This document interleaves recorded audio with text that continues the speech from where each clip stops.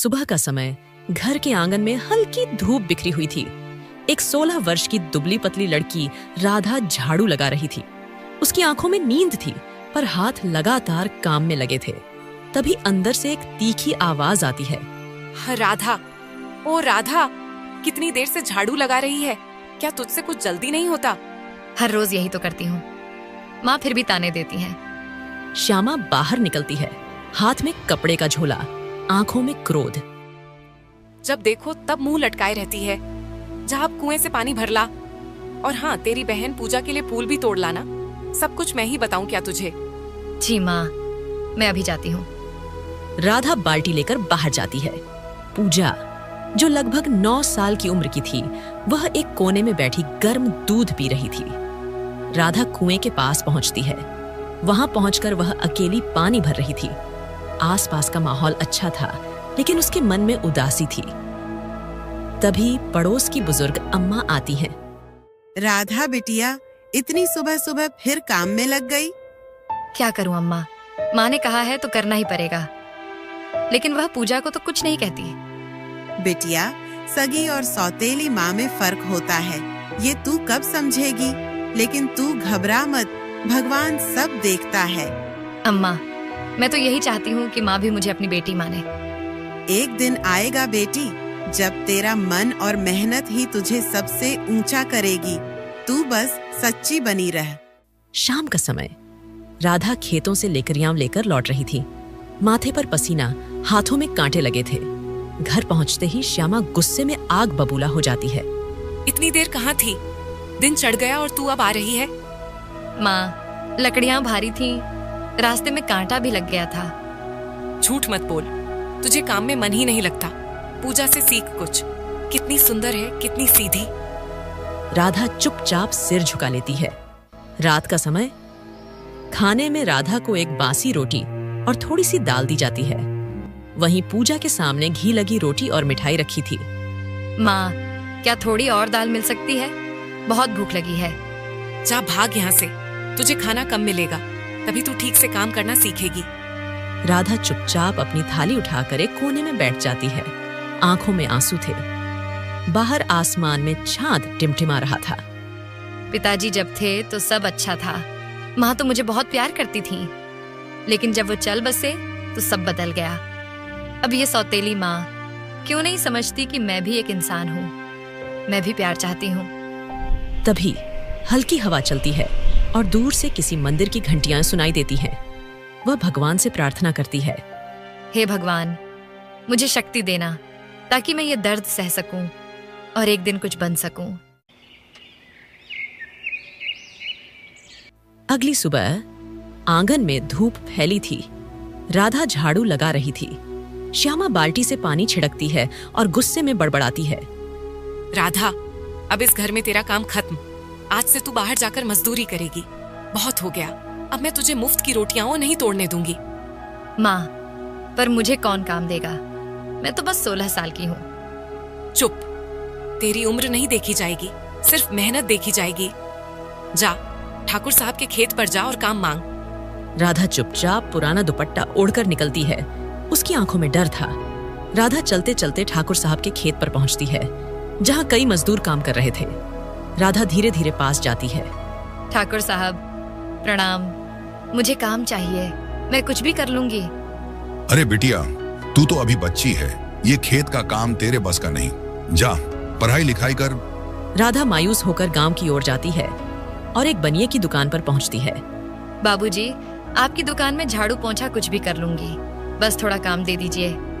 माफ कर बेटा, दुकान में जगह नहीं है, और फिर तेरी माँ, उसका नाम सुनते ही कोई तुझे काम नहीं देगा। दोपहर का समय, धूप तेज थी। राधा थकी और पसीने से भीगी हुई खाली हाथ घर लौट रही थी। चलते चलते वह एक पीपल के पेड़ के नीचे बैठ जाती है। वह आंखें बंद करके अपने पिता की तस्वीर याद करती है और रोती है। बाबा, आप होते तो मुझे कभी इस तरह दर दर की ठोकरें नहीं खानी पड़ती।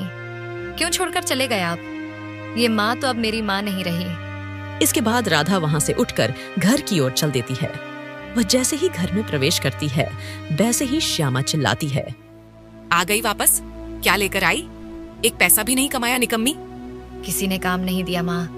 मैंने बहुत कोशिश की। अरे हरामखोर, घर में खा रही है, बाहर काम नहीं करती। किस बात की बेटी है तू? श्यामा लकड़ी का बेलन उठाकर राधा को मारती है। राधा दर्द से चीखती है लेकिन चुप रहती है। पूजा कमरे के कोने में बैठी बिना कोई भावना दिखाए खाना खा रही थी। शाम का समय, सब खाना खा चुके थे। श्यामा राधा को अलग कोने में बासी सूखी रोटी और पानी देती है। ये रोटी भी शायद किसी की झूठी हो, पर अब यही मेरा नसीब है। वह रोटी तोड़ती है लेकिन एक टुकड़ा भी निगल नहीं पाती। आंखों से आंसू रोटी में गिरते हैं। हे भगवान, क्या कभी मेरा भी कोई दिन आएगा जहां मुझे माँ जैसा प्यार मिलेगा? मैं कल फिर कोशिश करूंगी, एक दिन सब ठीक होगा। अगली सुबह राधा आंखें मलती हुई उठती है।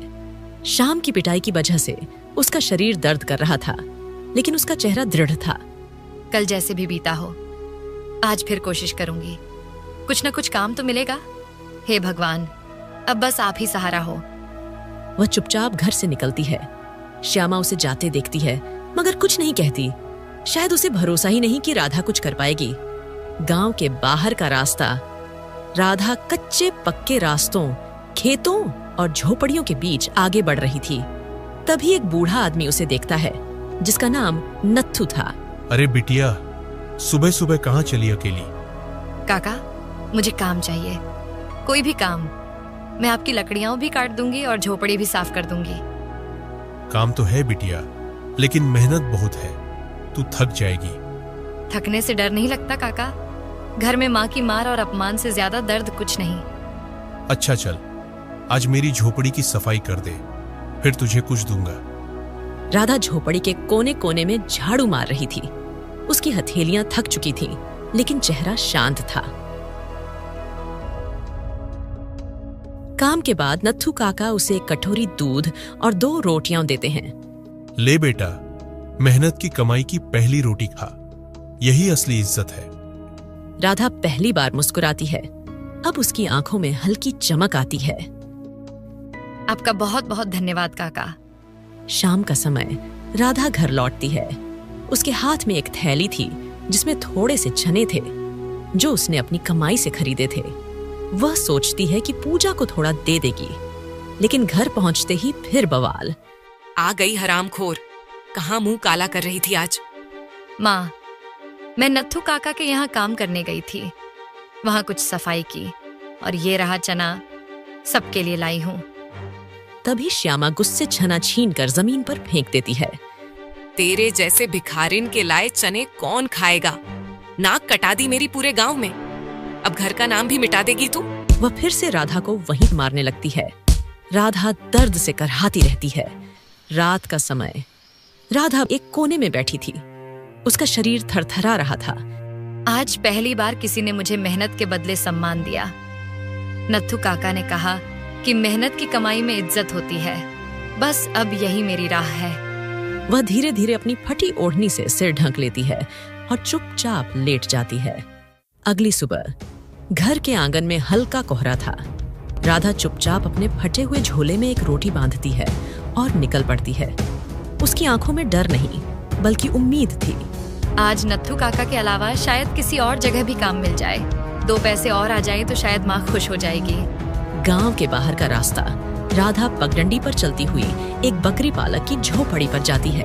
काका, कुछ काम मिल सकता है क्या? मैं आपकी बकरियों की देखभाल और साफ सफाई का काम कर सकती हूँ। हाँ बिटिया, तू सीधी सादी लगती है। चारा डाल दे और बाड़ा साफ कर दे, फिर थोड़े पैसे दूंगा। राधा बिना थके बकरियों की देखभाल करती है। दोपहर तक वह पूरा काम निपटा देती है। बकरी पालक उसे कुछ अनाज और 5 रुपये देता है। धन्यवाद काका, मैं चलती हूँ। सांझ ढल रही थी। राधा अपने झोले में पैसे और अनाज रखकर वापसी की राह पर चल रही थी। रास्ता सुनसान था। तभी झाड़ियों से 3 बदमाश निकलते हैं। अरे ओ, कहाँ जा रही है? बड़ा भारी झोला लग रहा है। भैया, मुझे जाने दो, ये मेरी मेहनत की कमाई है। मेहनत? चल झोला दे, नहीं तो इतना मारेंगे कि काम करने लायक भी नहीं रहेगी। राधा चिल्लाती है, लेकिन कोई सुनवाई नहीं। वे उसका झोला छीनकर भाग जाते हैं। राधा जमीन पर गिर जाती है।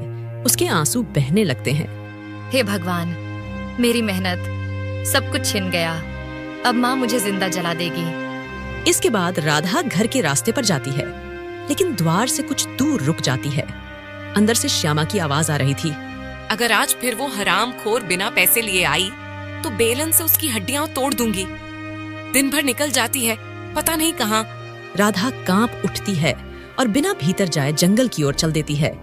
शाम का समय, जंगल के अंदर ठंडी हवाएं, झींगुरों की आवाज और चारों ओर अंधेरा था। राधा भूखी प्यासी डर के मारे कांपती हुई चल रही थी। अब कहाँ जाऊं? सब जगह से ठोकरें ही मिली हैं।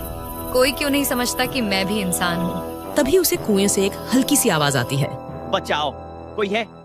मैं फंस गया हूँ। राधा पास जाकर देखती है तो एक प्यारा सा छोटा सफेद खरगोश कुएं में गिरा हुआ था। अरे, तुम कैसे गिरे?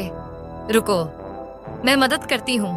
मैं गलती से कुएं में गिर गया, अब चढ़ नहीं पा रहा हूँ, कृपया मेरी मदद करो।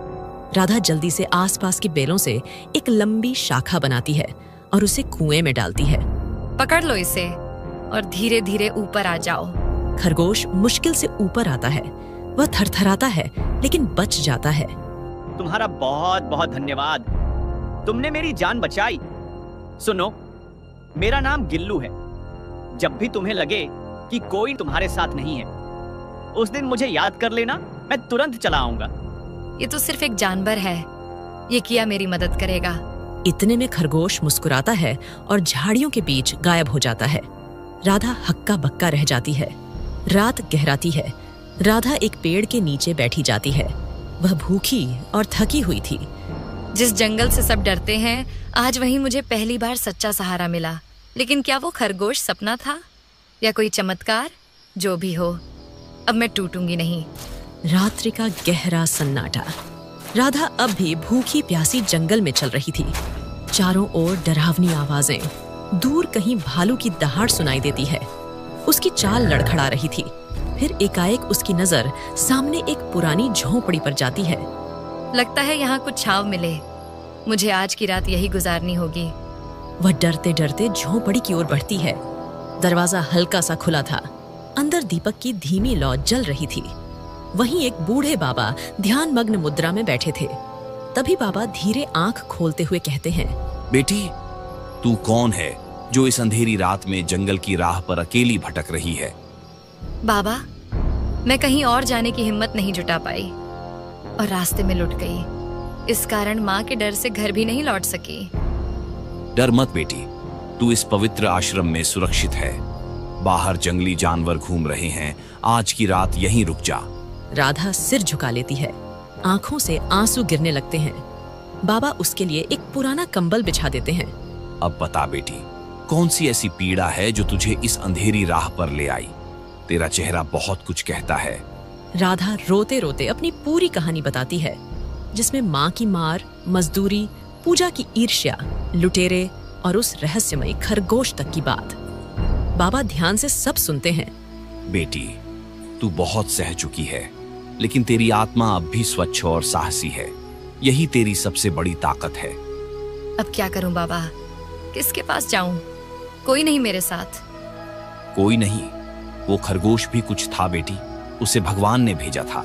लेकिन अब मैं तुझे एक रास्ता दिखाता हूँ। सुन बेटी, इस जंगल से 2 कोस दूर एक राजमहल है। वहाँ राजा प्रताप सिंह न्यायप्रिय और दयालु हैं। वह हर उस व्यक्ति की सहायता करते हैं जो सच्चे मन से मेहनत करना चाहता है। राजा, क्या मैं वहाँ जा सकती हूँ? हाँ बेटी, तू जाएगी और वहाँ अपनी बात कहेगी। मैं तुझे एक पत्र भी दूंगा जो राजा को दिखाना। वो जान जाएगा कि तू कहाँ से आई है। अगली सुबह बाबा राधा को थोड़ा भोजन और एक पत्र देते हैं। जाओ बेटी, अब से तेरा जीवन बदल सकता है। अगर मन साफ है और इरादे अटल हैं, तो भगवान भी साथ देता है। आपने मुझे नई राह दी बाबा। अब मैं कभी हार नहीं मानूंगी। इसके बाद राधा जंगल के रास्ते पर फिर आगे बढ़ती है। अब उसकी चाल में डर नहीं, संकल्प था। दोपहर का समय, राधा लंबा सफर तय कर चुकी थी। वह थकी हरी उस जगह पर पहुंचती है जो बाबा ने बताई थी। वह सामने देखती है जहां पर एक भव्य राजमहल चमक रहा था। ये वही महल है जिसके बारे में बाबा ने कहा था। महल का मुख्य द्वार 2 सैनिक पहरे पर खड़े थे। राधा उनके नजदीक जाती है और विनम्रता से बोलती है, मुझे राजा साहब से मिलना है। बाबा जी का एक संदेश था। हाय राम, देखो देखो भिखारन क्या कह रही है। राजा से मिलना चाहती है। तू कौन सी रानी है रे? चल भाग यहाँ से, पता नहीं कहां कहां से आ जाते हैं। राधा झोले में बाबा का पत्र खोजने लगती है, लेकिन उसके हाथ कांप उठते हैं क्योंकि पत्र गायब था। अरे वो पत्र, वो तो शायद रास्ते में गिर गया। हे भगवान, अब क्या होगा? तभी राधा की नजर खिड़की के पास बैठे एक नौजवान पर पड़ती है, जिसका शरीर दुर्बल और आंखों में गहरी उदासी थी। सुनो, वो कौन है? इतने दुखी क्यों लग रहे हैं? क्या इनकी माँ भी इन्हें सताती है? वो हमारे राजकुमार हैं, अर्जुन सिंह। दुर्लभ रोग से पीड़ित हैं। सैकड़ों वैद्य आए, लेकिन कोई आज तक कोई इलाज न मिला। हाँ, और राजा ने ऐलान भी कर रखा है कि जो भी राजकुमार को ठीक कर दे, वो चाहे तो आधा राज्य भी ले सकता है। पर तू जैसी फटी झोली वाली क्या कर लेगी? सैनिक हंसते हैं। राधा चुप रहती है। तभी उसे खरगोश की बात याद आती है, जिसने कहा था कि एक दिन मैं तुम्हारी मदद करूंगा। इसके बाद राधा दूर जाकर एक पेड़ के नीचे बैठ जाती है, आंखें बंद करती है और मन ही मन खरगोश को पुकारती है, अगर तू सच में चमत्कारी था, अगर तेरी बात में सच्चाई थी, तो आजा, मेरा हाथ थाम ले और मेरी मदद कर। कुछ क्षण बीतते हैं, फिर अचानक झाड़ियों के बीच हलचल होती है। वही सफेद खरगोश धीरे धीरे निकलकर राधा के सामने आ जाता है। मैं आ गया हूँ राधा, जैसा मैंने वादा किया था। सच में तुम आ गए। अब मुझे बताओ, मैं राजकुमार की मदद कैसे कर सकती हूँ? फिर खरगोश राधा को एक खास जड़ी बूटी के बारे में बताता है। राजकुमार की बीमारी शरीर की नहीं, आत्मा की थकावट है। उसे एक ऐसी औषधि चाहिए जो प्रेम, सेवा और तप से बनी हो। मैं तुम्हें एक बूटी दिखाऊंगा जो इस जंगल में छिपी है, लेकिन उसे सही विधि से तैयार करना होगा। मैं करूंगी, जैसे भी हो। उस पीड़ित को बचाना है। मैं अपने दुखों को भुला दूंगी, पर किसी और के लिए उम्मीद बनूंगी। राधा खरगोश के पीछे पीछे जंगल की ओर चल देती है। घना जंगल। राधा और वह खरगोश एक झाड़ी के रास्ते आगे बढ़े।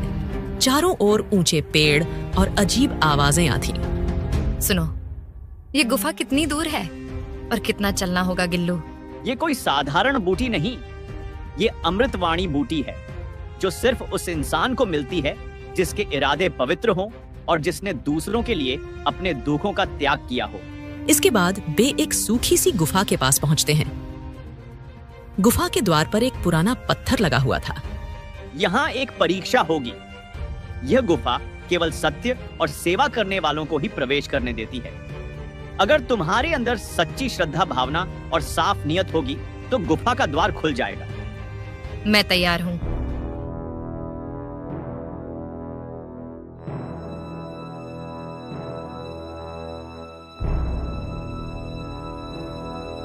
राधा गुफा के अंदर जाती है,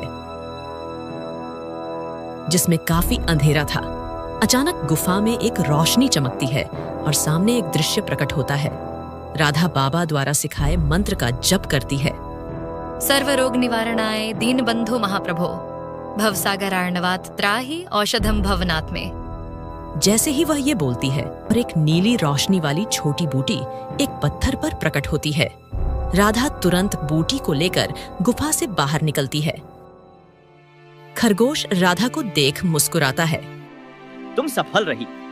अब इसे पीसकर गंगा जल और तुलसी मिलाकर औषधि बनानी होगी। रात में राधा एक छोटा सा अलाव जलाकर औषधि बनाती है। वह एक बार फिर बाबा द्वारा सिखाए मंत्र का जप करती है। सर्व रोग निवारणाय दीनबंधो महाप्रभो, भवसागरार्णवात त्राहि औषधम भवनात् में। अगली सुबह राधा औषधि लेकर वापस महल की ओर निकलती है। अब वह डरी हुई नहीं, आत्मविश्वास से भरी थी। चलते चलते वह सैनिकों के पास पहुंचती है, जो उसे पहचानते थे। अरे, फिर आ गई। अब क्या फूलों की टोकरी लाई है? नहीं, इस बार जीवन की औषधि लाई हूँ। राजकुमार को ठीक करने वाली औषधि। मुझे राजा से मिलवाओ। सैनिक हंसते हैं, लेकिन तभी पीछे से दरवाजे पर राजमहल के वैद्य आते हैं, जो सारी बात सुन लेते हैं। औषधि किसकी बनाई है? मेरे हृदय की तपस्या और जंगल की बूटी को मिलाकर। इसके बाद राजा तक खबर पहुंचती है। राधा को अंदर बुलाया जाता है।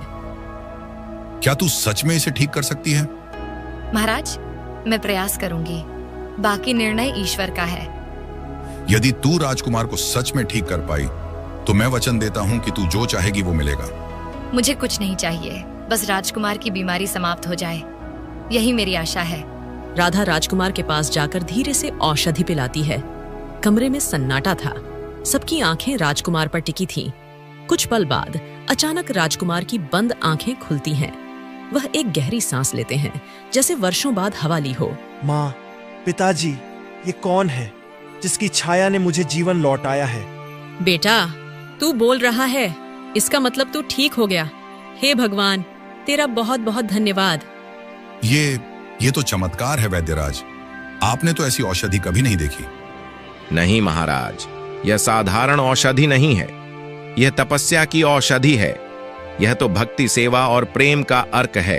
कुछ समय बाद सभी राजसभा में इकट्ठे होते हैं।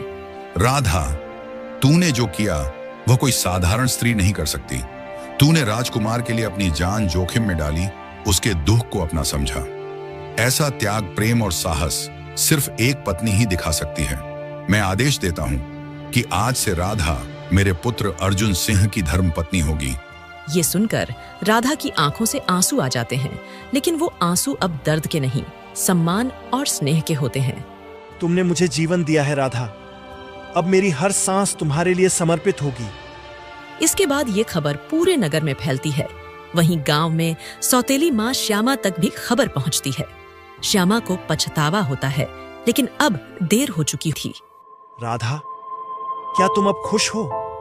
हाँ, अब मुझे लगता है कि मेरी पीड़ा व्यर्थ नहीं गई। शायद ईश्वर ने मुझे दुख इसलिए दिए थे ताकि मैं दूसरों के सुख की कीमत समझ सकूं।